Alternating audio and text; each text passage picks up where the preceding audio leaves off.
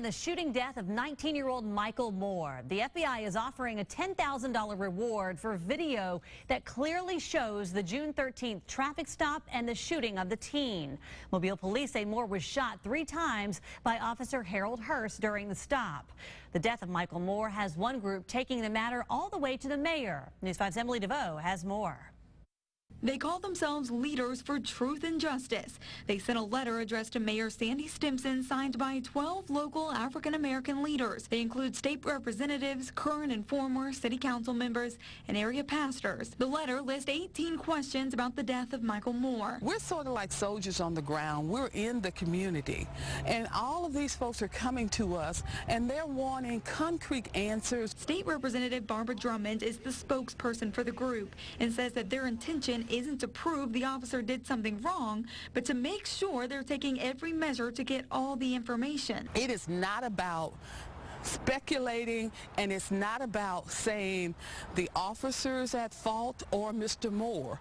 We're simply doing just what the name says. We're leaders who have united for truth and for facts. A lot of questions on the list have already been answered or at least explained in press conferences, but Drummond says they want a clearer picture, not bits and pieces of information. The bits and pieces of information, it's doing nothing but fueling people's anxiety about this investigation.